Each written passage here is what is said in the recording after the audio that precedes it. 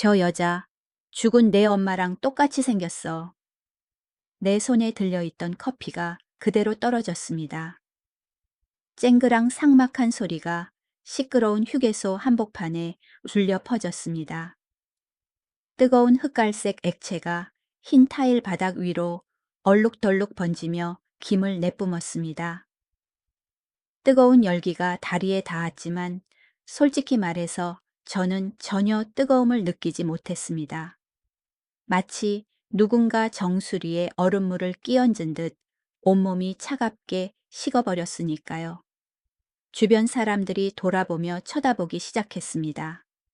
수근거리는 소리, 중년 남성의 서투름에 대한 불쾌한 시선들이 느껴졌습니다. 하지만 아십니까? 제 귀는 먹먹해졌습니다. 사람들의 웃고 떠드는 소리 그릇, 부딪히는 소리, 안내방송 소리. 그 모든 소리가 마치 침묵의 공간 속으로 빨려 들어가는 것 같았습니다. 그때 제 눈에는 저기 긴 벤치를 가리키고 있는 민준이의 조그만 손가락만이 보일 뿐이었습니다. 심장이 쿵쿵 뛰었습니다. 어찌나 세게 뛰는지 가슴 밖으로 튀어나올 것만 같았습니다. 여러분은 이미 이 세상에 없다는 것을 확실히 아는 사람을 다시 마주친 느낌을 경험해 본 적이 있나요? 그 느낌은 공포가 아닙니다. 그것은 고통과 미친 듯한 희망이 뒤섞인 감정입니다. 그곳 가평 휴게소의 낡은 나무 벤치 위에 한 여자가 앉아 있었습니다. 그녀는 고개를 푹 숙이고 있었습니다. 오랫동안 감지 않은 듯 떡지고 헝클어진 머리카락이 얼굴의 절반 가까이를 가리고 있었습니다. 그녀는 정체를 알 수 없는 얼룩이 묻은 회색 후드티를 입고 있었고 아래에는 밑단이 해진 청바지를 입고 있었습니다. 왜소한 체구 축 처진 마른 어깨 약간 구분 등 얼핏 보면 노숙자 혹은 온기나 남은 음식을 찾아 이곳으로 흘러들어온 떠돌이 인생이라고 생각했을 겁니다. 하지만 그때 그녀가 살짝 고개를 기울였습니다. 제 목구멍에서 억눌린 신음이 새어나왔습니다. 말도 안 돼. 그것은 지우의 얼굴이었습니다. 제 아내였습니다. 4년 전 소독약 냄새가 진동하던 병실에서 제 손을 잡고 마지막 숨을 거두었던 바로 그 아내 말입니다. 저는 눈을 비비습니다. 꿈을 꾸고 있는 걸까? 아니면 장거리 운전에 지쳐 헛것을 보는 걸까? 하지만 아니었습니다. 그 이목구비 하나하나가 제 눈앞에 너무나 선명했습니다. 눈꼬리가 살짝 올라간 단아한 눈썹, 오똑한 콧대지만 끝이 살짝 둥근 코, 그리고 그 얇은 입술까지. 모든 것이 잔인할 정도로 완벽하게 일치했습니다. 아빠 왜 그러세요? 얼굴이 하얗게 질렸어요. 민준이의 목소리가 저를 현실로 조금 끌어당겼습니다. 아이는 제 옷자락을 잡고 걱정스런 눈망울로 올려다 보았습니다. 민준이는 올해 8살 관찰력이 생기고 예민해지기 시작할 나이입니다. 엄마가 떠났을 때 고작 4살이었던 아이의 머릿속에 엄마에 대한 기억은 듬성듬성한 조각들 뿐이었고 영정사진과 제가 매일 밤 들려주던 이야기들로 채워져 있었습니다. 아이는 다시 그 여자를 손가락으로 가리키며 속삭였습니다. 아빠 저기 봐요. 저 아줌마 진짜 엄마랑 안 닮았어요. 아빠 책상 위에 있는 사진 속 엄마랑 똑같아요. 아들의 순진한 말 한마디가 날카로운 칼처럼 제 심장을 베었습니다. 욱신거렸습니다. 4년 전의 기억이 폭풍처럼 밀려왔습니다. 지우가 배가 아프다고 했던 그날이 생생하게 기억납니다. 그녀는 원래 참을성이 강해서 불평 한마디 없던 사람이었습니다. 여보, 요즘 몸이 좀 이상해요. 병원에 가봐야겠어요. 저녁 식사 도중 그녀가 담담하게 말했습니다. 무심한 남편이었던 저는 그저 그녀가 과로해서 그렇다고만 생각했습니다. 그래, 병원 한번 가봐. 스트레스 때문일 거야. 라고 말했죠. 하지만 그날의 검사 결과지는 우리 가족의 작은 행복을 산산조각 냈습니다. 췌장암 3기. 의사는 고개를 저으며 길어야 6개월 운이 좋으면 1년이라고 침통한 목소리로 통보했습니다. 그 순간 제 눈앞에 하늘이 무너져 내렸습니다. 저는 어린아이처럼 울며 의사에게 제발 살려달라고 애원했습니다. 하지만 결국 지우는 저와 민준이를 이 세상에 덩그러니 남겨둔 채 떠나버렸습니다. 손님 괜찮으십니까? 청소 직원이 다가와 제 회상을 끊었습니다. 저는 깜짝 놀라 발밑에 흥건한 커피 웅덩이를 내려다보았습니다. 아, 죄송합니다. 정말 죄송합니다. 제가 부주의했네요. 바로 치우겠습니다. 저는 당황해서 허둥지둥했습니다. 괜찮습니다. 저희가 치울게요. 되지는 않으셨나요? 직원이 안쓰러운 눈빛으로 저를 쳐다보았습니다. 아마 제 얼굴이 넋 나간 사람처럼 창백했기 때문이겠죠. 저는 건성으로 고개를 끄덕여 감사를 표하고는 황급히 벤치 쪽을 다시 돌아보았습니다. 두려움이 밀려왔습니다. 만약 그녀가 사라졌다면, 눈을 깜빡이는 순간 이 환영이 사라져 버린다면, 하지만 그녀는 여전히 그곳에 앉아 있었습니다. 이것은 현실입니다. 꿈이 아닙니다. 가을의 쌀쌀한 햇살이 유리창을 뚫고 들어와 그녀를 비추고 있었습니다. 저는 침을 꿀꺽 삼켰습니다. 목이 사막처럼 타들어 갔습니다. 제 다리는 마치 자의식이 있는 것처럼 저절로 그쪽을 향해 걸음을 옮겼습니다. 가슴이 터질 듯 답답했고 숨이 가빠왔습니다. 가까이 다가갈수록 형상은 더욱 선명해졌습니다. 그 여자는 작은 비닐봉지를 들고 마른 빵 부스러기를 집어 입으로 가져가고 있었습니다. 깡마른 손때가 낀 긴 손톱. 손등에는 자잘한 흉터와 거친 날씨 탓에 튼 상처들이 가득했습니다. 심장이 조여왔습니다. 제 아내 지우는 항상 손 관리에 신경 썼습니다. 연분홍색 매니큐어를 바르고 매일 밤 핸드크림을 바르곤 했었죠. 하지만 빵을 씹는 그녀의 옆모습은 세상에 어쩜 이렇게 똑같을 수가 있을까요? 턱 근육의 움직임, 마른 빵을 삼킬 때 살짝 찌푸리는 미간.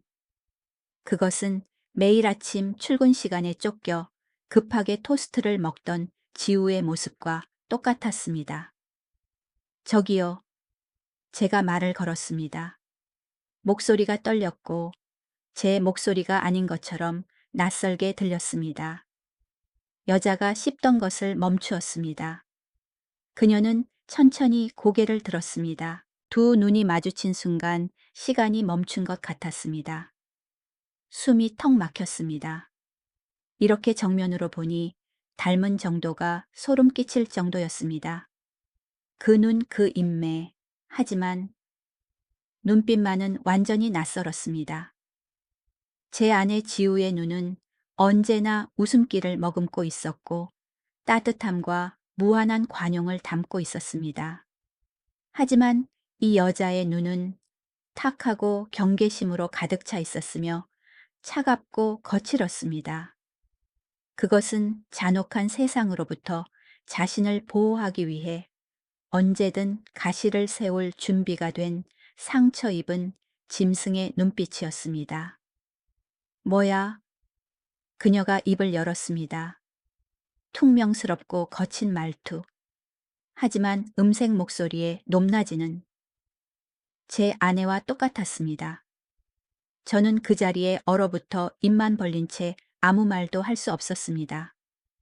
뭐라고 해야 할까요? 당신은 제 아내와 똑같이 생겼군요.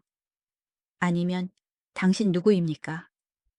왜 이 얼굴을 하고 있죠? 어떤 말을 해도 미친 사람이나 변태 취급을 받을 게 뻔했습니다. 제가 멍하니 서서 쳐다보고만 있자 여자는 불쾌한 듯 인상을 찌푸렸습니다. 그녀는 먹다 남은 빵 조각을 급히 주머니에 쑤셔 넣고 벌떡 일어났습니다. 이봐, 아저씨 미리 말해두는데 나 돈 없어. 귀찮게 하지 마. 그녀의 목소리는 날카롭고 위협적이었습니다. 그녀가 일어서자 저는 또 한 번 충격을 받았습니다. 그 키, 저보다 한 뼘 정도 작아 이마가 딱 제 턱에 닿는 높이, 지우의 키와 똑같았습니다. 그녀는 작은 크로스백을 어깨에 고쳐 메고 휴게소 출구를 향해 등을 돌렸습니다. 서두르는 발걸음이었습니다. 머릿속에서 무언가가 폭발했습니다. 안 돼. 이렇게 그녀를 보낼 순 없어. 머릿속에서 수많은 질문이 아우성쳤습니다. 어떻게 이렇게까지 똑같은 사람이 있을 수 있지? 우연의 일치일까? 잃어버린 쌍둥이 자매 아니면 내가 모르는 비밀이라도 있는 걸까? 잠깐만요. 저는 주변 시선도 아랑곳하지 않고 소리쳤습니다. 여자는 멈추지 않았고 오히려 더 빨리 걸음을 재촉했습니다. 저는 허둥지둥 뒤따라갔습니다. 손을 떨며 뒷주머니에서 급히 지갑을 꺼냈습니다. 액수를 셀 겨를도 없이 1만 원권과 5만 원권 몇 장을 대충 뽑아 손에 쥐었습니다. 저는 앞질러 달려가 그녀 앞을 막아섰습니다. 이거 받으세요. 저는 돈 뭉치를 내밀며 숨을 몰아쉬었습니다. 따뜻한 거라도 좀 사드세요. 여자가 멈칫했습니다. 제 손에 들린 돈을 바라보는 그녀의 눈빛이 순간 흔들렸습니다. 그녀의 눈 깊은 곳에서 갈망이 스쳐 지나가는 것을 보았지만 이내 그것은 경멸과 냉소로 바뀌었습니다. 필요 없어. 그녀는 단호하게 말하며 제 손을 뿌리쳤습니다. 왜 갑자기 나한테 돈을 주려는 거야? 무슨 꿍꿍이지 날 어디로 유인하려는 수작이야. 저는 멍해졌습니다. 호의가 찬물을 뒤집어 쓴 꼴이 되었습니다. 하지만 도끼 서린 그 눈을 보니 화가 나기보다는 안쓰러움이 밀려왔습니다. 사람을 이토록 믿지 못하게 될 때까지 그녀는 도대체 어떤 일을 겪은 걸까요? 아니, 그런 게 아닙니다. 저는 간절한 목소리로 설명하려 애썼습니다. 그냥 돕고 싶어서 정말이에요. 나쁜 의도는 없습니다. 여자는 꼬질꼬질한 얼굴을 일그러뜨리며 비웃듯 웃었습니다. 세상에 공짜가 어디 있어. 특히 당신처럼 번지르르하게 입은 남자들한테는 더더욱. 비켜. 말을 마치고 그녀는 저를 지나쳐 자동문 밖으로 빠르게 걸어 나갔습니다. 찬바람이 밀려들어와 몸이 떨렸습니다. 저 나쁜 사람 아닙니다. 정말이에요. 제가 뒤따라 외쳤지만 그녀의 뒷모습은 이미 밖의 인파 속으로 섞여 들어가고 있었습니다. 아빠. 뒤에서 민준이의 맑은 목소리가 들려왔습니다. 아이는 화장실 쪽에서 막 뛰어나와 두리번거하며 아빠를 찾고 있었습니다. 저는 갈림길에 섰습니다. 한쪽에는 아빠를 필요로 하는 어린아들이, 다른 한쪽에는 점점 멀어져 가는 죽은 아내의 그림자가 있었습니다. 입술을 깨물었습니다. 무력감이 밀려왔습니다. 아무리 아내와 닮았다 한들 낯선 사람을 쫓겠다고 아이를 이곳에 버려둘 수는 없었습니다. 혼란스러운 와중에 저는 허둥지둥 지갑에서 명함을 꺼냈습니다. 급히 문 밖으로 뛰어나가 보니 그녀는 약 50m 떨어진 길가를 따라 걷고 있었습니다. 크게 부를 용기가 나지 않아 그녀가 반드시 지나갈 길목 바닥에 제 상아색 명함을 떨어뜨려 놓고는 황급히 아들 쪽으로 뛰어갔습니다. 아빠 여기 있어, 민준아. 저는 아이를 껴안았지만 눈은 여전히 유리창 밖을 곁눈질하고 있었습니다. 그녀가 멈춰 서는 게 보였습니다. 그녀는 허리를 굽혀 제 명함을 주워 들었습니다. 눈을 가늘게 뜨고 한참을 들여다보더니 잠시 망설이다 외투 주머니에 찔러 넣었습니다. 그러고는 다시 걸음을 옮겨 길가에 주차된 거대한 트럭들 뒤로 비틀거리는 작은 뒷모습이 완전히 사라졌습니다. 아빠, 왜 계속 저쪽만 봐요? 그 아줌마 갔어요. 민준이가 제 소매를 잡아당기며 물었습니다. 저는 긴 한숨을 내쉬었습니다. 가슴을 짓누르던 돌덩이 하나가 내려간 것 같았지만 동시에 또 다른 돌덩이가 짓누르는 기분이었습니다. 저는 아이의 머리를 쓰다듬으며 억지 웃음을 지어 보였습니다. 응, 가셨어. 자, 이제 가자. 제주도 가는 배 놓치겠다. 차 시동을 걸었지만 핸들을 잡은 손은 여전히 떨리고 있었습니다. 차는 식어버린 커피 웅덩이와 소름 끼치도록 기묘한 만남을 뒤로 한 채 가평 휴게소를 떠났습니다.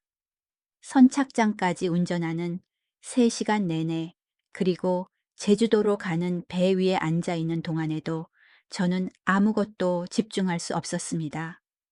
파도가 배전에 부딪히는 소리가 들려왔지만 머릿속에는 온통 그 눈빛뿐이었습니다. 지우와 똑같은 얼굴 하지만 폭풍우를 담고 있는 눈. 도대체 왜 이런 말도 안 되는 일이 나에게 일어난 걸까? 불규칙하게 뛰는 왼쪽 가슴에 손을 얹었습니다. 그 여자를 만난 것이 이번이 마지막이 아닐 것 같은 예감이 들었습니다. 운명이든 운명의 장난이든 이제 막이 오른 것 같았습니다. 여러분은 운명을 믿으시나요? 저는 그 순간부터 운명이 두려워지기 시작했습니다. 서귀포의 5성급 호텔은 화려했지만 그때 제 마음속에는 폭풍이 불고 있었습니다. 저와 민준이는 저녁 7시에 체크인했습니다. 스위트룸은 넓었고 칠흑 같은 밤바다가 바로 보였지만 솔직히 저는 숨이 막힐 지경이었습니다. 머릿속에서는 휴게소에서 본 그 초라한 여자의 모습이 고장난 필름처럼 계속해서 반복 재생되고 있었습니다. 아빠 침대가 너무 푹신해요. 오늘 저녁 뭐 먹어요? 민준이는 침대 위에서 콩콩 뛰었습니다. 아이의 들뜬 모습 덕분에 무거운 공기가 조금은 가벼워졌습니다. 아이는 아빠가 얼마나 치열한 내적 갈등을 겪고 있는지 알 리 없었죠. 룸서비스 시킬까? 아들 아니면 나갈까? 제가 물었지만 제 목소리는 스스로 듣기에도 힘이 없었습니다. 저는 발코니로 나갔습니다. 10월 제주의 바닷바람은 살을 애는 듯 차가웠습니다. 그러자 예고도 없이 4년 전의 기억이 다시 밀려와 저를 감정의 밑바닥으로 끌어내렸습니다. 그날 병원에서의 운명적인 날, 췌장암 3기입니다. 종양 위치가 좋지 않아 수술은 불가능하고 당장 항암 치료를 시작해야 합니다. 의사의 목소리는 마치 일기예보를 읽듯 건조하고 차가웠지만 제 세상은 산산조각 나고 있었습니다. 롤러코스터가 내리막길로 곤두박질 칠 때의 기분을 아시나요? 오장육부가 뒤집히는 듯한 그 느낌. 그 소식을 들었을 때 제가 딱 그랬습니다. 단지 이 내리막길에는 끝이 없다는 점만 달랐죠. 하지만 제 아내 지우 그녀는 이상할 정도로 차분했습니다. 그녀는 작지만 따뜻한 손으로 제 손을 꼭 잡으며 속삭였습니다. 괜찮아요, 여보. 나 괜찮아. 우리 같이 이겨내요. 그녀는 우리라고 말했지만 고통을 견디는 것은 그녀였고 비겁한 것은 저였습니다.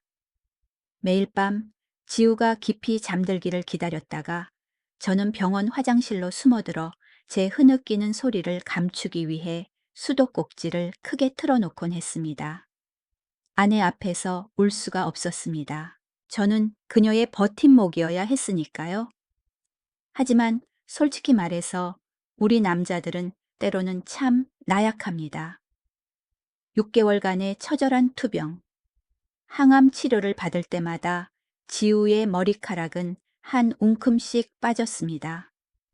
그녀가 삭발을 결심했을 때 바리캉을 든 사람은 저였습니다.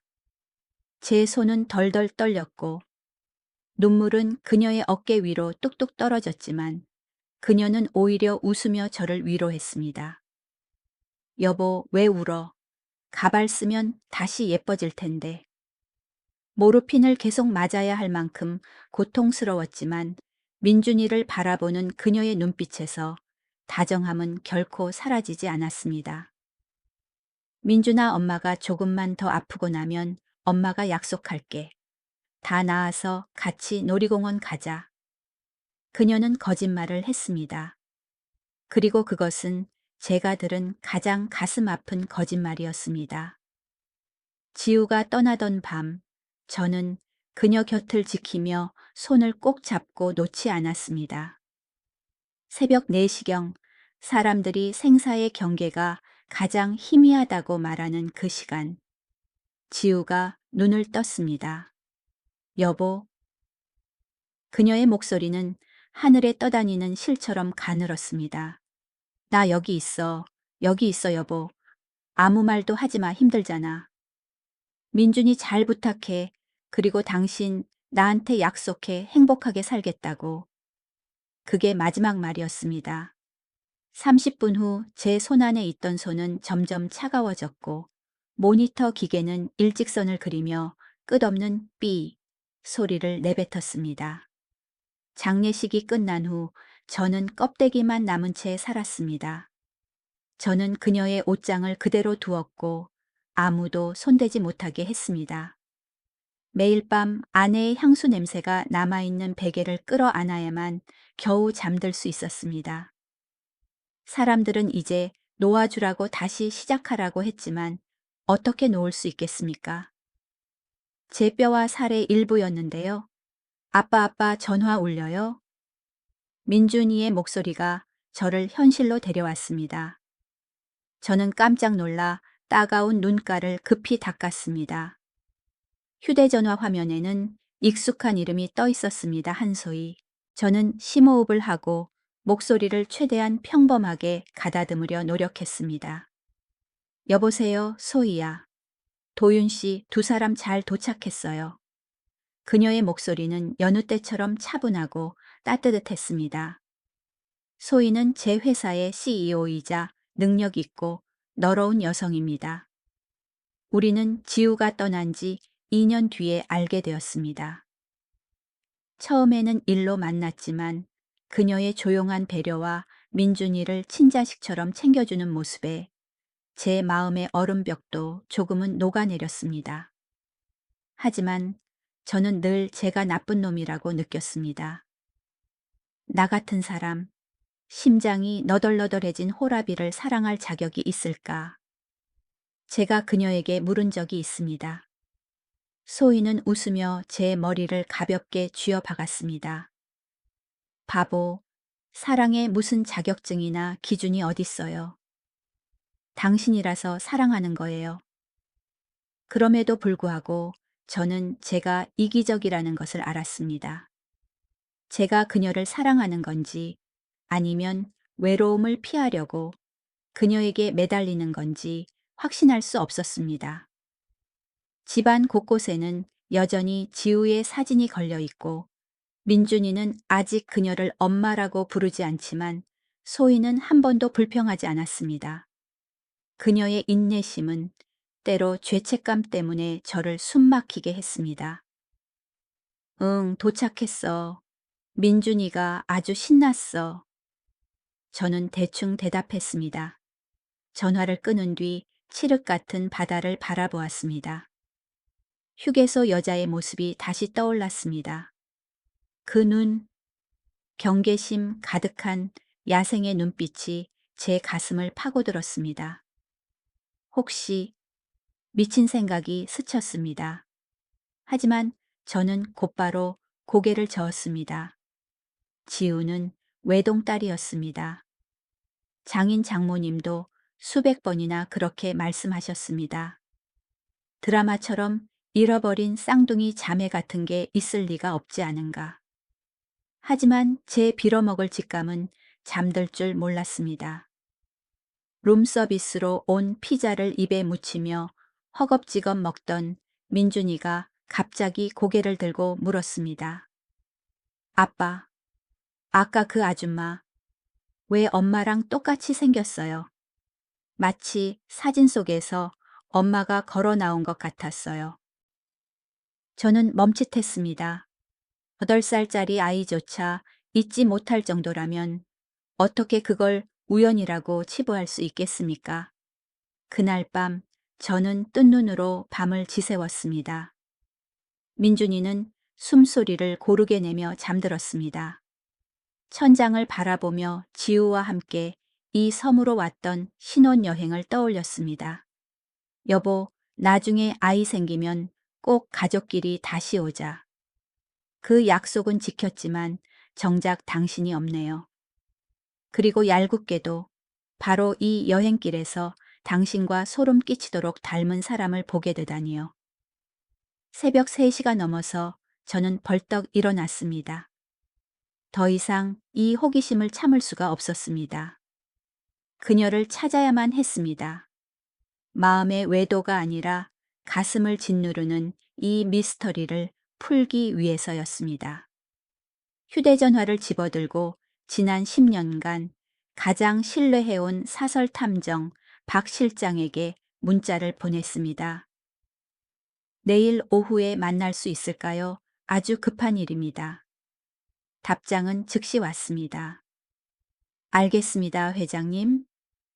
다음 날 오후 저는 민준이를 보모에게 맡기고 이른 비행기로 서울로 향했습니다. 청담동의 단골 카페로 곧장 달려갔습니다.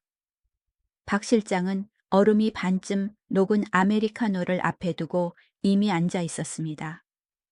그는 이 바닥의 늙은 여우였지만 60에 가까운 나이에도 눈빛만은 면도날처럼 날카로웠습니다. 오셨습니까, 회장님? 안색이 안 좋으신데 또 불면증입니까? 저는 돌려 말하지 않고 휴대전화를 꺼내 휴게소에서 몰래 찍은 사진을 그에게 밀었습니다.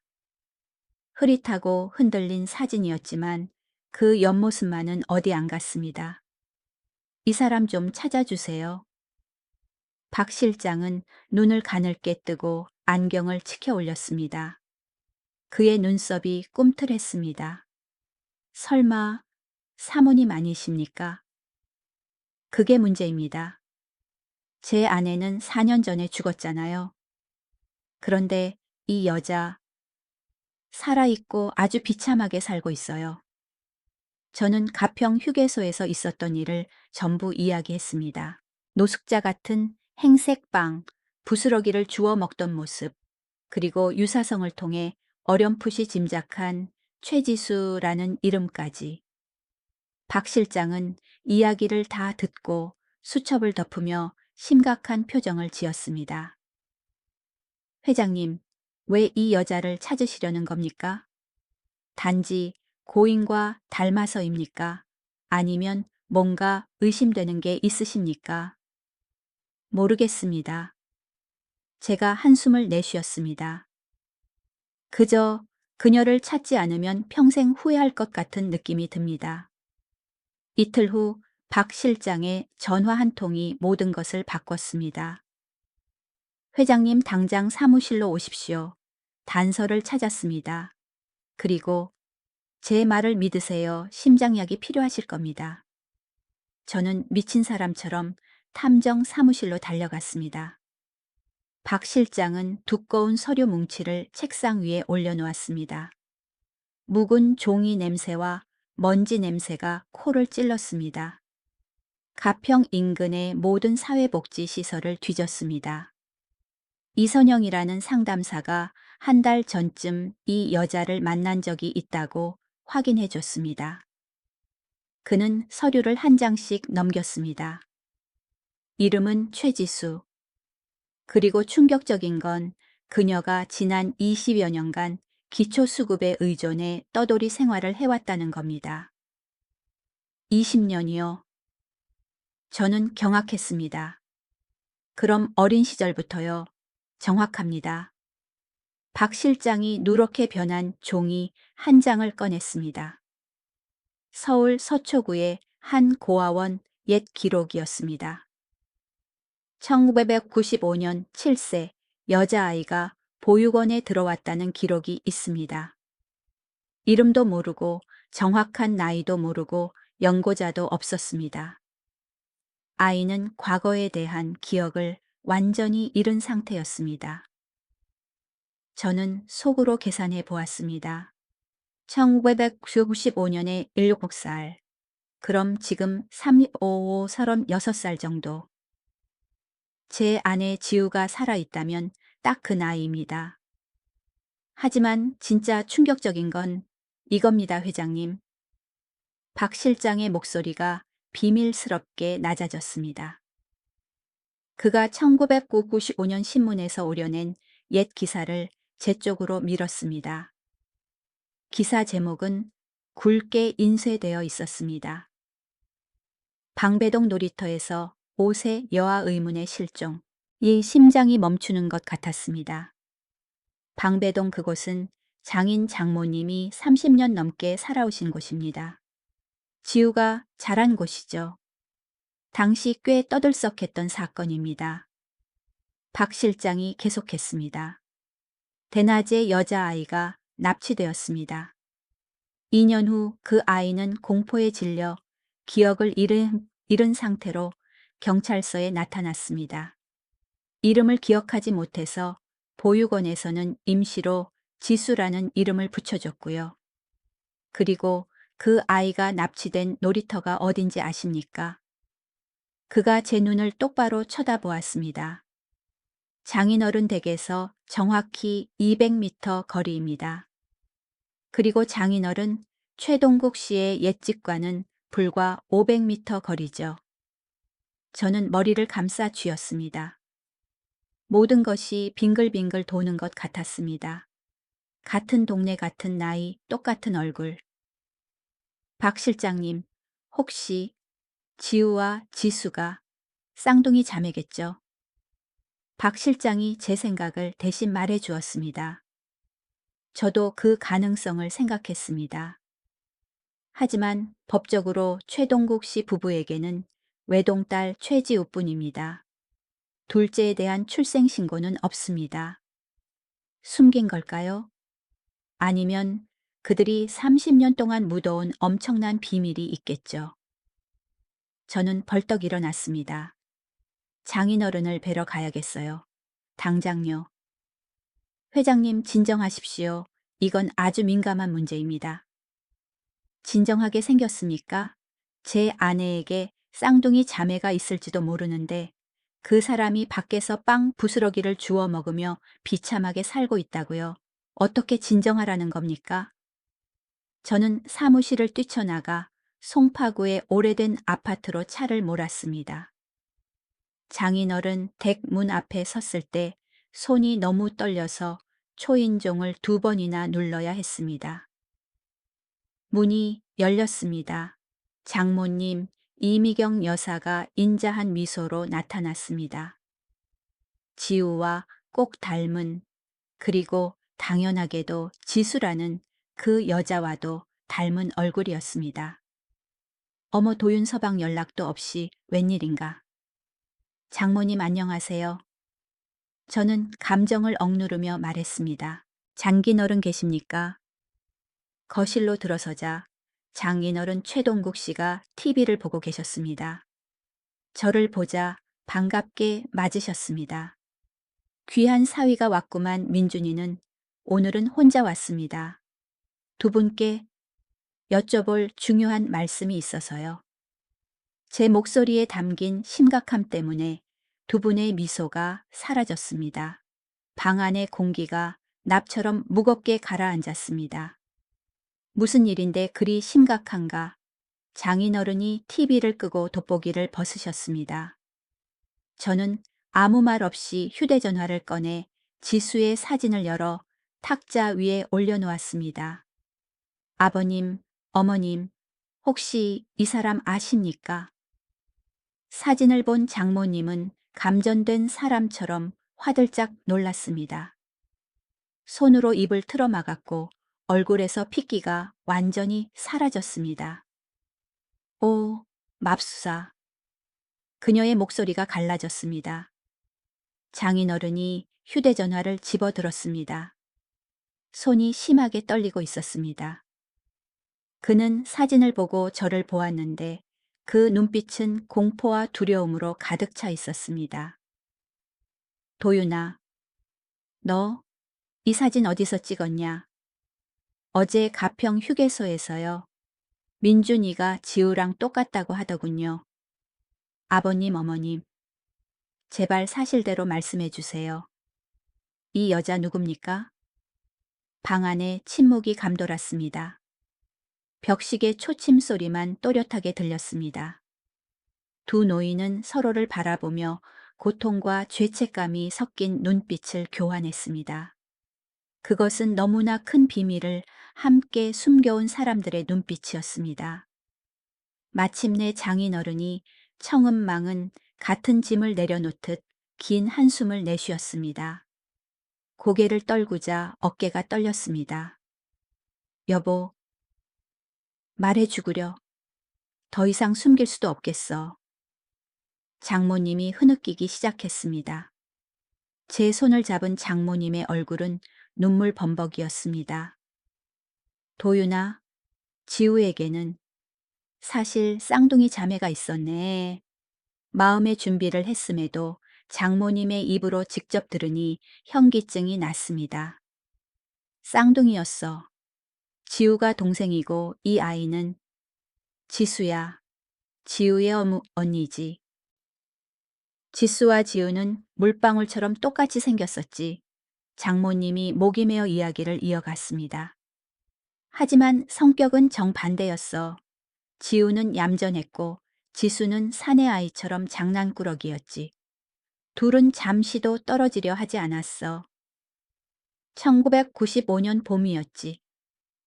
장인어른이 거들었습니다. 목소리가 잔뜩 쉬어 있었습니다. 4월 15일. 그 운명적인 날을 잊을 수가 없네. 내가 두 아이를 데리고 집 근처 놀이터로 갔어. 지우와 지수는 그네를 타고 있었지. 내가 잠깐 한눈을 팔았어. 담배를 피우려고 옆집 남자와 이야기를 나누느라. 그는 얼굴을 감싸쥐고 어린아이처럼 엉엉 울음을 터뜨렸습니다. 10분도 채 안 됐어. 뒤를 돌아보니 지수가 사라져버린 거야. 지우만 그네에 멍하니 앉아서 묻더구나. 아빠 지수 언니 어디 갔어? 하늘이 무너지는 것 같았네. 듣는 제 창자가 끊어지는 것 같았습니다. 5살 아이가 아빠 눈앞에서 증발해 버리다니요. 우린 서울 전체를 이 잡듯이 뒤졌어. 장모님이 울면서 말했습니다. 경찰에 신고하고 전단지 붙이고 밤낮으로 찾아다녔지. 하지만 절망적이었어. 완벽한 절망이었지. 그땐 지금처럼 CCTV가 많지도 않았으니까. 지수는 그렇게 감쪽같이 사라졌어. 그럼 지우는요, 아무것도 기억 못했나요? 제가 물었습니다. 그때 지우는 큰 충격을 받아서 사경을 헤맸어. 깨어난 후에는 그 사건에 대한 기억이 희미해졌지. 우리는 너무 고통스럽기도 했고 남은 아이라도 보호하고 싶어서 지우에게 거짓말을 했어. 장인어른이 고개를 들었습니다. 눈이 붉게 충혈되어 있었습니다. 우리는 지수가 많이 아파서 죽었다고 하늘나라로 갔다고 했네. 지수의 사진을 다 없애고 유품도 숨겼지. 지우가 상실의 아픔을 겪지 않고 혼자 살아남았다는 죄책감 없이 자라길 바랐어. 30년 동안 이어진 거짓말이었군요. 제가 중얼거렸습니다. 그래, 장모님이 흐느꼈습니다. 지우가 가끔 왜 우리 집엔 다른 식구가 없냐고, 형제자매가 없냐고 물을 때마다 가슴에 소금을 뿌리는 것 같았어. 지우가 자라서 시집가고 아이 낳고 행복하게 사는 걸 보면서 기쁘기도 했지만 늘 불안했지. 언젠가 사실이 밝혀지면 지우가 우리를 원망할까봐. 하지만 하늘이 우리에게 벌을 내렸지. 장인어른이 씁쓸하게 웃었습니다. 지우가 먼저 떠나버렸어. 그런데 지수, 30년 전에 잃어버린 그 아이가 아직 살아있다고 어떻게 살고 있는 건가? 왜 저런 꼴을 하고 있어? 그는 빵 부스러기를 먹는 초라한 여자의 사진을 보며 아버지로서의 고통을 고스란히 드러냈습니다. 금지옥엽 키운 딸은 병으로 죽고 잃어버린 딸은 노숙자로 살고 있다니. 이보다 더 고통스러운 비극이 어디 있을까요? 저는 두 분의 손을 꼭 잡았습니다. 아버님, 어머님, 그만 우세요. 제가 약속합니다. 지수 씨를 꼭 찾아서 데려오겠습니다. 집으로 데려올게요. 우리 가족이잖아요. 지우 목까지 제가 돌보겠습니다. 장모님이 저를 껴안고 통곡했습니다. 낡은 거실에서 우리 세 사람은 고통과 희미하게 다시 타오른 희망을 나누었습니다. 처가댁을 나왔을 때는 이미 캄캄한 밤이었습니다. 서울의 불빛은 화려했지만 제 마음은 복잡했습니다. 30년간 묻혀있던 진실이 드러났습니다. 지수 제 아내의 쌍둥이 언니, 납치 사건의 피해자.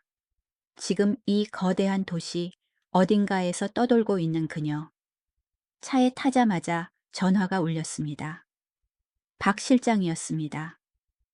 회장님, 평소의 침착함과는 다른 다급한 목소리였습니다. 최지수를 찾았습니다. 심장이 덜컥 내려앉았습니다. 어딥니까? 청량리 역 근처 허름한 쪽방촌에 있습니다. 그런데 회장님 상황이 좋지 않습니다. 당장 오셔야겠습니다. 왜요? 무슨 일입니까? 빚쟁이들이 둘러싸고 있습니다. 큰일 난 것 같습니다. 저는 휴대전화를 조수석에 던지고 가속 페달을 밟았습니다. 차는 어둠 속을 질주했습니다. 여러분 아십니까? 인생에는 정말 예상치 못한 갈림길이 많습니다. 저는 죽은 아내의 그림자를 쫓고 있다고 생각했는데 알고 보니 또 다른 비극적 운명을 구원하러 가는 길이었습니다. 낯설면서도 익숙한 사람, 아내의 얼굴을 하고 있지만 온갖 비극을 품고 있는 사람에게로 말이죠. 과연 제 시간에 도착할 수 있을까요? 그리고 다시 지수를 마주했을 때 저는 제부로서 서야 할까요? 아니면 은인으로서 서야 할까요? 다음 날 아침 평소보다 일찍 일어났습니다. 거울 속에는 판다처럼 눈 밑이 검게 내려앉은 중년 남자가 있었습니다. 솔직히 말씀드리자면 어젯밤 한숨도 못 잤습니다. 머릿속에서는 계속해서 같은 질문이 맴돌았습니다. 그녀를 만나면 뭐라고 해야 하지? 안녕하세요. 당신이 제 처형인 것 같습니다. 정말 미친 소리처럼 들리겠죠. 저는 휴대전화 버튼을 눌러 한소희에게 전화를 걸었습니다. 목소리가 잔뜩 쉬어 있었습니다. 소희야, 오늘 회사 좀 늦을 것 같아. 급한 일이 생겼어. 무슨 일이길래? 그렇게 급해요. 어제부터 목소리가 이상하네요. 소희가 물었습니다. 걱정이 역력했습니다. 나중에 설명할게. 지금 좀 바빠서. 저는 황급히 전화를 끊었습니다. 죄책감이 스며들었지만 어쩔 수 없었습니다. 당장은 말할 수 없는 일이었으니까요. 저는 박 실장이 알려준 주소로 차를 몰았습니다. 영등포역 근처 좁은 골목 깊숙한 곳에 있는 낡은 쪽방촌이었습니다. 곰팡이 냄새, 쓰레기 냄새가 코를 찔렀습니다. 그녀가 새들어 사는 방은 월세 30만 원짜리 성냥갑만 한 크기에 화장실은 공용이었습니다. 가슴이 미어졌습니다. 제 아내의 쌍둥이 언니 비당일만 걸었어야 할 귀한 딸이 이런 곳에 처박혀 살다니요. 저기 있군요. 박 실장이 속삭이며 골목 모퉁이를 가리켰습니다. 지수는 뒤집어 놓은 플라스틱 통 위에 쭈그리고 앉아 김이 모락모락. 나는 컵라면을 들고 있었습니다. 휴게소에서 봤을 때보다 더 수척해 보였습니다. 얇은 옷 사이로 찬바람이 스며들어 어깨가 덜덜 떨리고 있었습니다. 저는 심호흡을 하고 다가갔습니다. 가난한 골목에 제 구두 소리가 낯설게 울렸습니다. 지수가 고개를 들었습니다. 당신. 그녀는 저를 바로 알아봤습니다. 고슴도치처럼 가시를 세운 채 눈을 크게 뜨고 경계했습니다. 안녕하세요. 저 기억하시죠? 어떻게 여기까지 찾아왔어? 나 미행했어. 변태 새끼. 그녀가 날카롭게 소리치며 방어 무기처럼 컵라면을 꽉 쥐었습니다. 진정하세요. 나쁜 의도는 없습니다. 아주 중요한 할 말이 있어서 왔습니다. 저는 양복 주머니에서 흰 봉투를 꺼냈습니다. 안에는 10만 원이 들어 있었습니다. 저는 봉투를 내밀었습니다. 이거 받으세요. 라면 말고 좀 제대로 된 밥을 드시면 안 될까요? 지수는 봉투를 곁눈질 하더니 피식 웃었습니다. 말했잖아. 세상에 공짜는 없다고. 나한테 뭘 원해? 이 몸뚱이 미안하지만 사람 잘못 찾았어. 그녀의 독설이 제 뺨을 때리는 것 같았지만 그것이 상처를 감추기 위한 껍데기일 뿐이라는 걸 저는 알고 있었습니다. 어릴 때 기억나는 거 없습니까? 부모님이나 살던 집에 대해서요. 저는 돌려 말하지 않고 단도직입적으로 물었습니다. 지수의 표정이 굳어졌습니다. 눈빛이 심하게 흔들렸습니다. 과거는 그녀가 누구에게도 들키고 싶지 않은 금기 구역이었습니다. 당신이랑 무슨 상관인데 남의 일에 참견하지 마. 상관 있습니다. 아주 깊게요. 저는 휴대전화를 꺼내 배경화면으로 해둔 지우의 독사진을 열었습니다. 그녀 눈앞에 들이밀었습니다. 자세히 보세요. 제 아내입니다. 4년 전에 세상을 떠났어요. 그런데 당신과 제 아내, 물방울처럼 똑같이 생겼습니다. 지수는 휴대전화 화면을 뚫어지게 쳐다보았습니다. 컵라면을 쥔 손에 힘이 풀려 국물이 손에 흐르는데도 모르는 것 같았습니다. 얼굴이 하얗게 질렸습니다. 이건 보이죠? 우연일 리가 없습니다. 그래서 부탁 하나만 하겠습니다. 저랑 같이 DNA 검사를 해주세요. DNA 왜? 당신과 제 아내가 쌍둥이 자매일 거라고 의심하니까요. 지수가 웃음을 터뜨렸습니다. 가슴 찢어지게 씁쓸한 웃음이었습니다. 장난해. 나 같은 거지가 저런 귀부인이랑 자매라고. 대낮에 동화 같은 소리 하지 마. 외모가 똑같다는 게 가장 확실한 증거입니다. 머리카락 한 가닥이면 됩니다. 지수는 침묵했습니다. 그녀의 눈 속에서 격렬한 갈등이 보였습니다. 기적을 믿고 싶은 마음, 반 또다시 세상에 짓밟힐까 두려운 마음, 반. 만약 만약 진짜 자매면 어쩔 건데. 난 이미 실패작이고 사회의 쓰레기인데. 목소리가 떨리며 메어왔습니다. 제가 다가가 굳은 살 박인 차가운 손을 잡았습니다. 쓰레기란요? 그저 너무 고생했을 뿐입니다. 결과가 맞다면 당신에게 가족이 생기는 겁니다. 아버지, 어머니. 저 그리고 조카 민준이까지요. 제 진심 어린 말이 그녀의 얼어붙은 심장을 건드린 것 같았습니다. 그녀의 푹 꺼진 뺨 위로 눈물이 주르륵 흘러내렸습니다. 과연 누가 나 같은 걸 받아줄까? 있습니다. 분명히 있어요. 결국 지수는 고개를 끄덕였습니다. 저는 즉시 그녀를 아산병원으로 데려갔습니다. 고급 승용차 뒷좌석에서 지수는 가죽 시트를 더럽힐까봐 구석에 몸을 웅크린 채 창밖만 바라보았습니다. 무서워. 그녀가 속삭였습니다. 뭐가요? 희망 갖는 거. 만약 아니면 난 다시 아무것도 아닌 존재로 돌아가는 거잖아. 그건 희망 없었을 때보다 더 비참해. 룸미러로 그녀를 보며 가슴이 아팠습니다. 결과가 어떻든 제가 돕겠습니다. 명예를 걸고 약속합니다. 결과를 기다리는 일주일은 100년처럼 길었습니다. 저는 지수에게 번듯한 호텔방을 잡아주고 다시는 그 쪽방촌으로 돌아가지 못하게 했습니다. 결과를 듣는 날 의사 진료실의 공기는 숨 막힐 듯 팽팽했습니다. 여기 결과입니다. 의사가 종이를 우리 쪽으로 밀었습니다. 일치 확률 90.9%. 두 분은 일란성 쌍둥이 자매입니다. 지수는 엉엉 소리내어 울었습니다.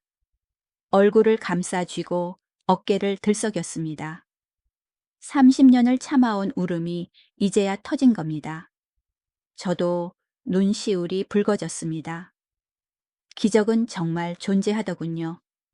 그날 바로 지수를 장인 장모님 댁으로 모시고 갔습니다. 현관문이 열리자 시간이 멈춘 것 같았습니다. 장모님은 지수를 보자마자 비틀거렸습니다. 지수야, 우리 지수 맞니? 엄마.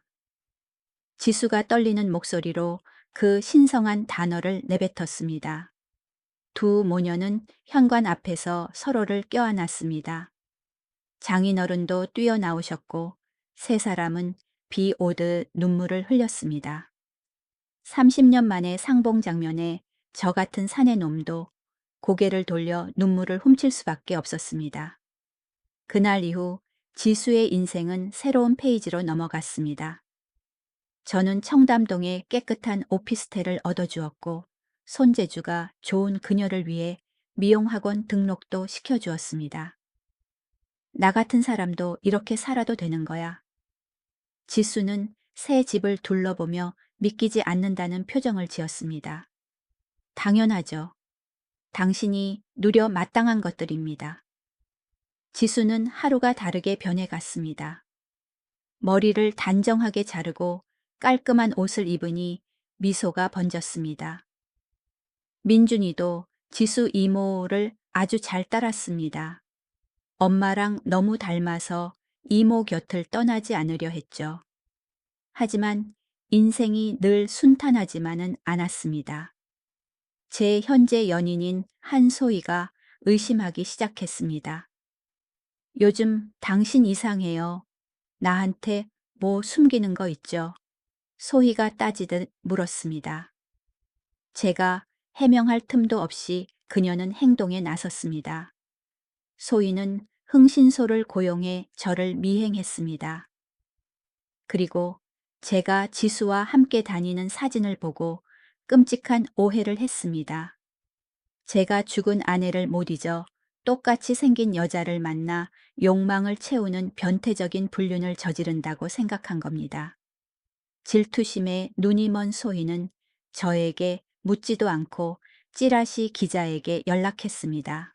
다음 날 아침 한면 톱기사로 자극적인 제목이 떴습니다. 강정수 그룹 회장, 전처와 똑같이 생긴 노숙자를 정부로 두다. 재벌가의 엽기적인 사랑. 기사에는 저와 지수가 몰래 찍힌 사진과 함께 입에 담지 못할 모욕적인 말들이 적혀 있었습니다. 여론이 들끓었습니다. 사람들은 저를 욕하고 지수를 죽은 사람을 이용해 돈을 뜯어내는 꽃뱀이라고 비난했습니다. 지수는 완전히 무너졌습니다. 방에 틀어박혀 서럽게 울었습니다. 내 이럴 줄 알았어. 난 당신한테 짐만 될 뿐이야. 저는 화가 머리끝까지 났습니다. 박 실장에게 모든 것을 낱낱이 조사하라고 지시했습니다. 그리고 결과는 충격적이었습니다. 모든 배후에는 한 소위가 있었습니다. 그뿐만이 아니었습니다. 박 실장은 더 놀라운 사실을 밝혀냈습니다. 소위가 지난 2년간 공금을 횡령해 왔으며 그 금액이 30억 원에 달한다는 것이었습니다. 그녀는 유령 계약을 만들어 회사 돈을 빼돌리고 해외 도피를 준비하고 있었습니다. 저는 소희를 사무실로 불렀습니다. 왜 그랬어? 증거 서류를 책상 위에 던졌습니다. 소희의 얼굴이 흑빛이 되었지만 그녀는 억지를 부렸습니다. 사랑해서 그랬어요. 저 여자한테 당신 뺏길까봐 무서워서 그랬다고요. 제가 뭔데 그냥 거지 주제에 그 사람은 내 아내의 친언니야, 내 가족이라고. 제가 소리쳤습니다. 소희는 멍해졌습니다. 하지만 이미 늦었습니다. 저는 이 악독함과 탐욕을 용서할 수 없었습니다. 우리 관계는 여기까지야. 그리고 죗값은 법으로 치르게 될 거야. 곧이어 경찰들이 들이닥쳤습니다. 소희는 수갑을 차고 끌려가며 소리 지르고 저주를 퍼부었습니다. 법원은 이후 횡령과 명예훼손 혐의로 그녀에게 징역 2년을 선고했습니다. 폭풍은 지나갔지만 상처는 남았습니다. 막 가족을 찾았는데 큰 충격을 받은 지수를 보며 마음이 아팠습니다. 과연 그녀가 이겨낼 수 있을까요? 그리고 저는 남은 소중한 사람들을 이 거친 세상의 비바람으로부터 지킬 수 있을까요? 인생은 정말이지 때로는 드라마보다 더 극적입니다. 플래시 세례가 쏟아져 얼굴이 타들어가는 것 같았습니다.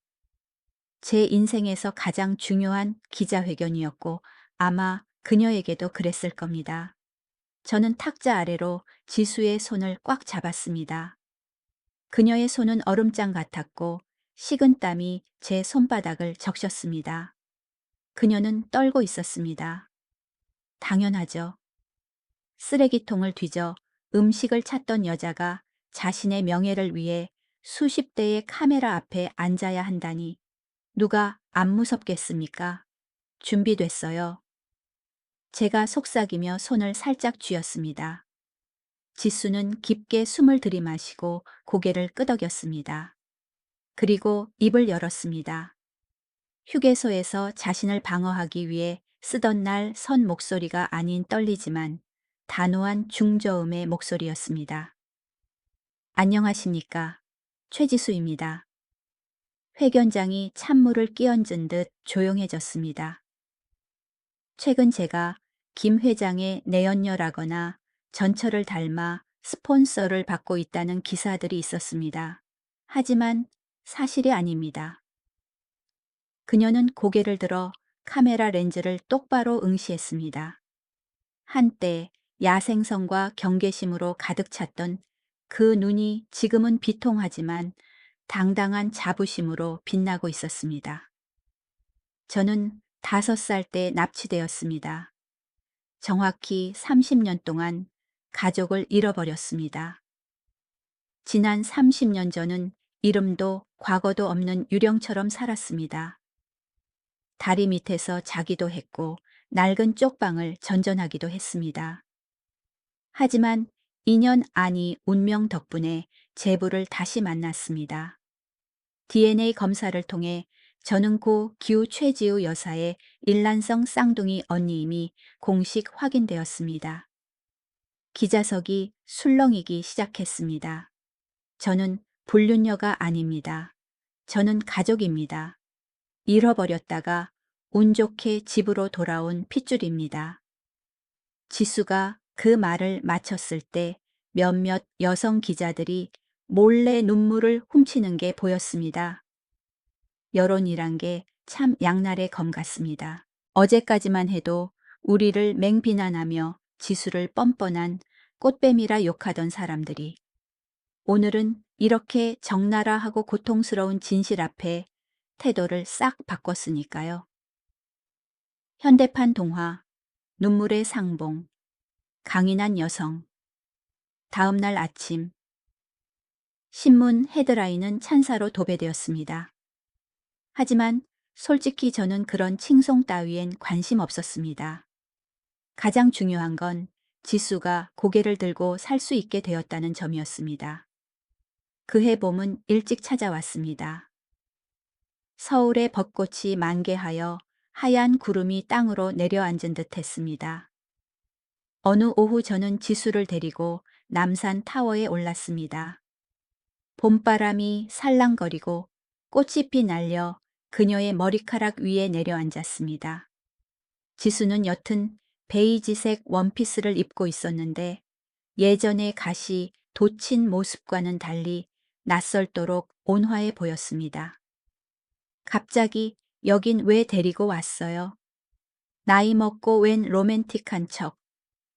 지수가 투덜거렸지만 입가에 미소가 번지는 걸 저는 봤습니다.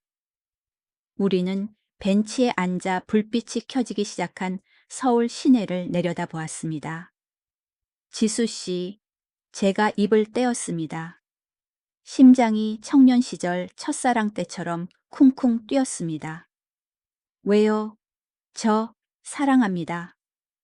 지수가 깜짝 놀라 획 돌아보았습니다.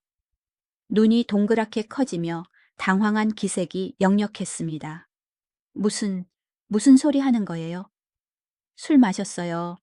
안 마셨습니다. 진심입니다. 그녀는 고개를 푹 숙이고 기어들어가는 목소리로 말했습니다. 도윤 씨, 장난치지 마요. 날 사랑한다고요. 아니면 나를 통해 지우를 보고 있는 거예요. 내가 그 애랑 닮은 건 알지만 난 지우가 아니에요. 난 상냥하지도 않고 배운 것도 없고 길바닥 출신인데. 맞아요. 당신은 지우가 아닙니다. 제가 말을 끊고 그녀의 어깨를 잡아 저를 보게 했습니다. 처음에는 인정합니다. 당신이 아내랑 너무 닮아서 다가갔어요. 충격받았으니까요. 하지만 지수 씨 지난 시간 동안 제가 신경 쓴 사람은 당신입니다. 제가 지켜주고 싶은 사람은 당신이에요. 지우는 온실 속의 난초처럼 아름답고 연약했어요. 하지만 당신은 제가 본 꽃 중에 가장 강인한 야생화입니다. 폭풍우를 견뎌냈고 강하고 진실하고 그 거친 껍질 속에 따뜻한 마음을 숨기고 있잖아요. 저는 그녀의 뺨에 손을 얹었습니다. 처음 만났을 때보다 피부색이 많이 밝아져 있었습니다. 지우는 제 아름다운 과거입니다. 절대 잊지 않을 겁니다. 하지만 당신은 현재이고 저는 당신이 제 미래가 되었으면 합니다. 지수의 눈가에 눈물이 고이더니 제 손 위로 뚝 떨어졌습니다. 무서워. 그녀가 떨리는 목소리로 고백했습니다. 행복해지는 게 무서워요. 평생 온전한 행복을 가져본 적이 없어요. 내가 뭘 좀 가졌다 싶으면 하늘이 뺏어가 버리니까. 만약 당신을 사랑하게 됐는데 당신이 날 떠나거나 내가 당신을 잃으면 나 진짜 죽을지도 몰라요. 아무 데도 안 갑니다. 맹세해요. 남은 평생 당신에게 보상하며 살 겁니다. 저는 그녀를 꽉 끌어안았습니다. 흩날리는 벚꽃 아래 과거의 상처투성이인 두 중년이 서로를 찾았습니다. 하지만 사랑이 전부는 아니었습니다. 지수에게는 자신의 삶이 필요했습니다. 그녀는 제부나 미래의 남편에게 얹혀 산다는 소리를 듣고 싶어 하지 않았습니다. 며칠 후 지수는 강남의 고급 미용실에서 일을 시작했습니다. 타고난 손재주와 무서운 성실함 덕분에 실력이 일취월장했습니다. 그녀가 첫 월급을 타던 날을 잊을 수가 없습니다. 그날 저녁 그녀는 현금 봉투를 들고 집에 와서 거실 바닥에 주저앉아 어린애처럼 엉엉 울었습니다. 왜 그래요? 일터에서 무슨 일 있었어요? 제가 걱정되어 물었습니다. 아니, 아니요. 지수가 딸꾹질하며 말했습니다. 내 평생 처음이에요. 내 힘으로 정당하게 돈을 벌어본 게 처음이라고요. 구걸한 것도 아니고 주운 것도 아니고 내가 일해서 번 돈이에요. 여러분은 자신이 번 돈이 얼마나 신성한지 느껴본 적 있나요? 지수에게 그것은 단순한 돈이 아니었습니다. 그것은 인정이었습니다. 이 사회에서 가치 있는 인간이라는 증명서였습니다. 저는 옆에 앉아 말없이 그녀의 등을 토닥여 주었습니다. 알면 알수록 짠하고 존경스러운 여자였습니다. 점차 지수는 눈에 띄게 자신감을 되찾았습니다. 옷 입는 법도 알고 여튼 화장도 할 줄 알게 되었습니다. 웃음도 많아졌습니다. 예전에 음침하고 경계심 많은 모습은 사라지고 활발하고 영리한 모습이 나타났습니다. 장모님이 말씀하셨던 어릴 적 지수의 그 장난꾸러기 성격 그대로였습니다. 그러던 어느 날 이 관계의 가장 중요한 사람이 입을 열었습니다. 주말 저녁 거실에서 신문을 읽고 있는데 민준이가 달려와 귓속말을 했습니다. 아빠 지수 이모 좋아하죠. 저는 깜짝 놀라 신문을 내려놓았습니다.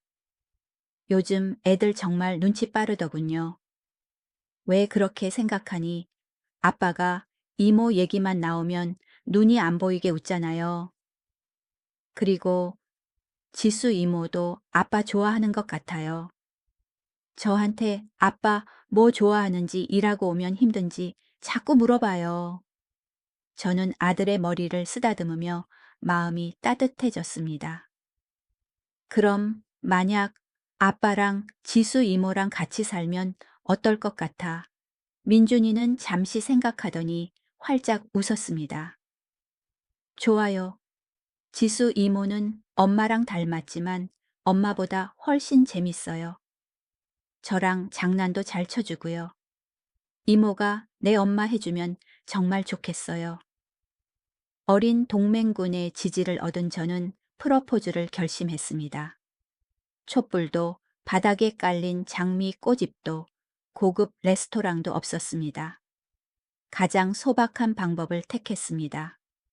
저녁 식사 후 지수가 베란다에서 바람을 쐬고 있을 때 제가 옆으로 다가갔습니다.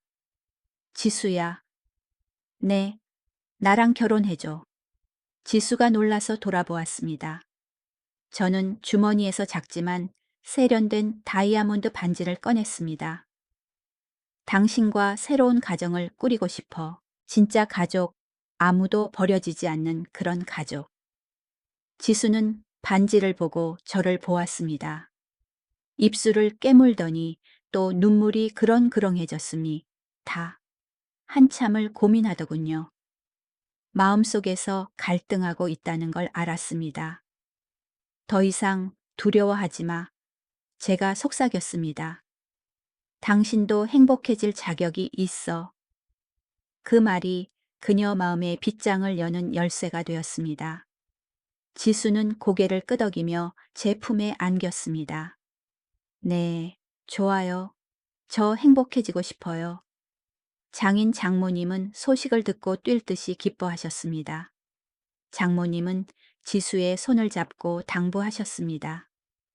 내 딸아 반평생 고생했으니 이제 보상받을 때다. 동생 목까지 잘 살아야 한다. 1년 후, 지수는 더 이상 직원이 아니었습니다. 강남역 근처에 헤어 스튜디오 지수라는 자신의 미용실을 열었습니다. 손님들로 문전성시를 이뤘습니다. 손님들은 실력뿐만 아니라 원장님의 솔직하고 유머러스하며 인생 경험이 묻어나는 입담을 좋아했습니다. 원장님, 오늘 예약 꽉 찼어요.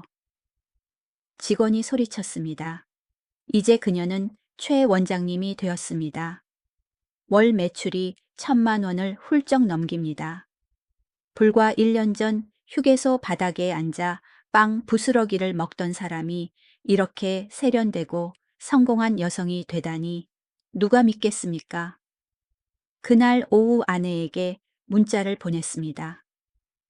오늘 일찍 들어와. 민준이가 지수 엄마표 김치찌개 먹고 싶대. 사랑해. 지수가 하트 이모티콘을 보냈습니다.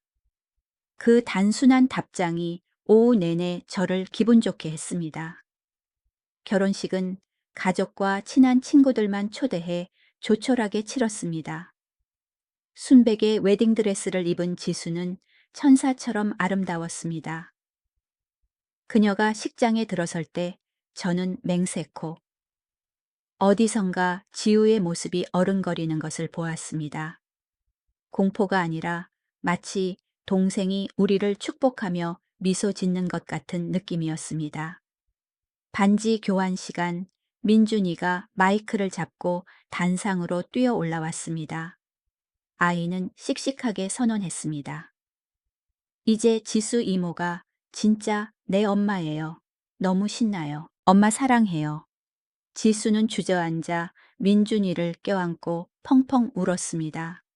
하객들 중 눈물을 참는 사람은 아무도 없었습니다. 엄마라는 두 글자 그녀가 평생 기다려온 말이었고 민준이 또한 4년 동안 간절히 원했던 말이었습니다.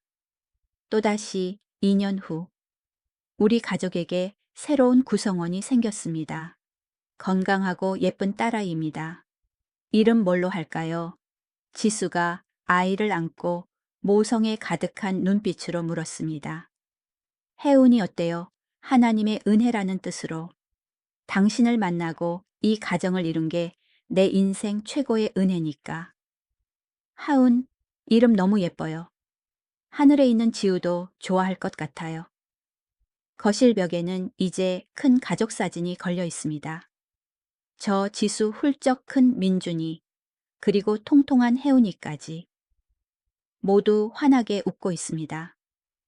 그리고 바로 옆에는 지우의 작은 사진이 걸려 있습니다.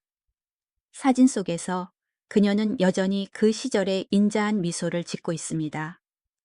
가끔 늦은 오후 지수와 아이들이 노는 모습을 보며 저는 속삭입니다.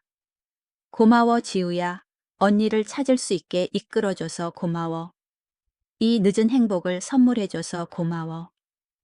인생 참 묘합니다, 여러분. 인생은 우리에게서 많은 것을 뺏어가고 진창에 처박기도 하지만 가장 절망적인 순간에 희망의 씨앗을 뿌려주기도 하니까요. 납치된 아이 노숙자였던 지수는 이제 아내이자 엄마 그리고 성공한 사업가가 되었습니다. 운명은 가혹할 수 있지만 인간의 사랑과 의지는 그보다 훨씬 더 강합니다. 제 가족 이야기는 여기까지입니다. 너무 길었죠? 이 중년 아저씨의 수다를 끝까지 들어주셔서 감사합니다. 이 이야기가 조금이라도 의미 있었다면 구독과 좋아요를 눌러주세요. 아, 그리고 지금 어디서 이 이야기를 듣고 계신지 댓글로 남겨주세요. 여러분의 삶이 늘 궁금합니다. 바깥의 비바람이 아무리 거세도 여러분과 가정에 늘 행복과 따뜻함이 가득하길 바랍니다. 안녕히 계세요. 또 뵙겠습니다.